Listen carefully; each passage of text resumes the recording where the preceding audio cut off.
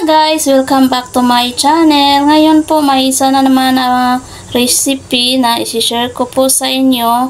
Ito po ang ating mga ingredients. Ito yung pork natin. Pinakuluan ko muna siya ng 2 minutes kasi maraming taba siya mga guys. Kaya pinakuluan ko ng 2 minutes. At saka ito yung mushroom natin. Pakita ko yan mamaya yung mushroom natin mga guys. At saka ito yung chicken feet natin. Pinakuluan ko na din ng 2 minutes.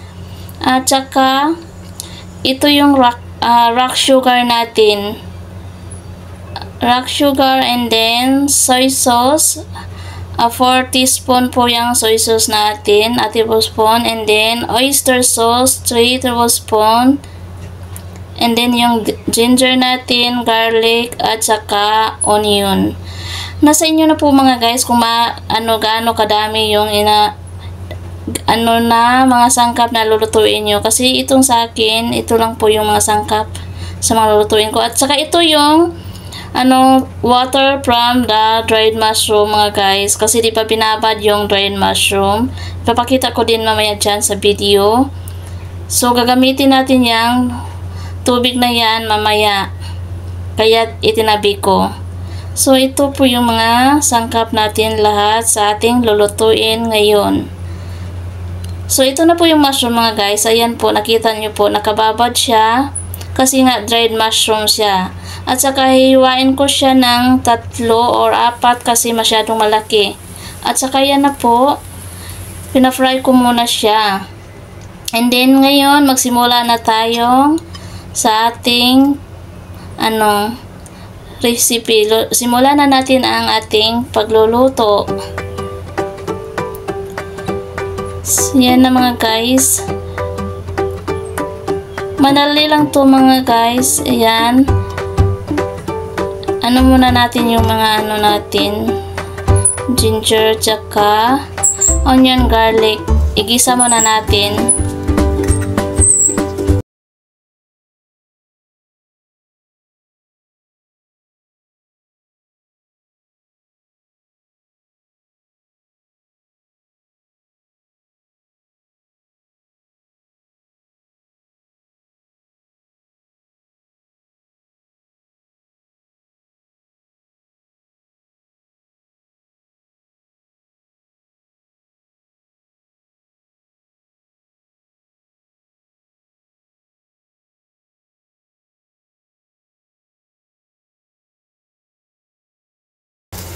Pag medyo brown na siya mga guys, tanggalin muna natin kasi natin yung ating pork.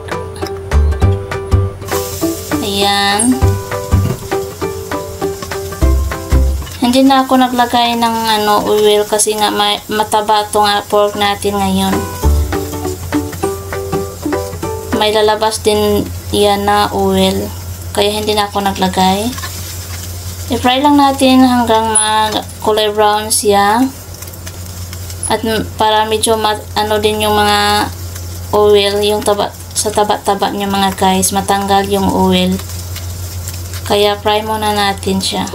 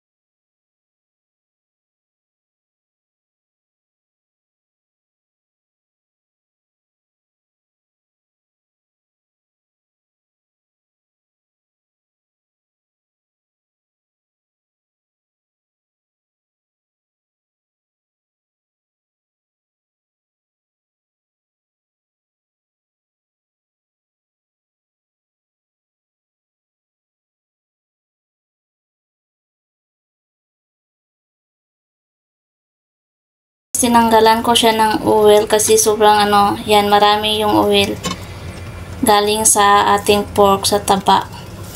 Kaya tinanggalan ko siya. At saka ilagay na natin yung ating mga ginger, onion, at saka garlic.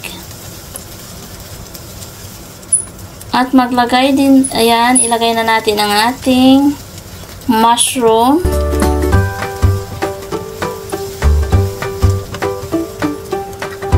At maglagay tayo ng Chinese wine.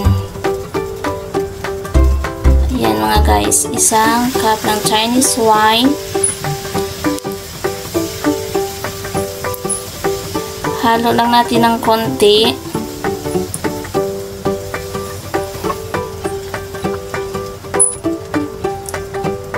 At pagkatapos mga guys, ilagay na natin ang ating soy sauce, oyster sauce, and maglagay din tayo ng salt. Nasa inyo na mga guys kung gusto nyo ng maalat. Ayan, yung rock salt natin, rock sugar.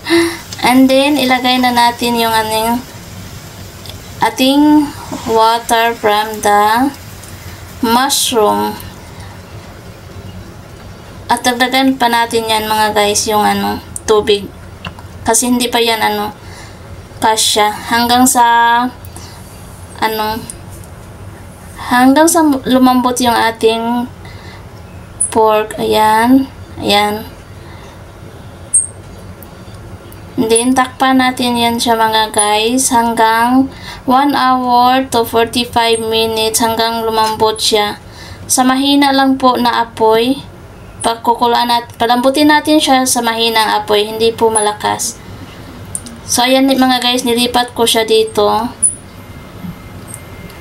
Yan na po ang ating pork.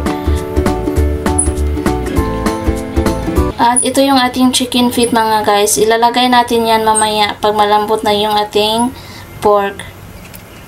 So, ayan na siya yung kulay mga guys. Nag-iba na yung kulay. At malambot na mga guys. Ayan, ilagay ko na ang ating chicken feet. Pagkalagay natin ang chicken feet mga guys, 15 to 20 minutes sa mahina rin na apoy mga guys. So, ito na po ang ating chicken feet with pork. Try nyo po ito na recipe mga guys. Sobrang sarap po. Thank you for watching. Bye-bye!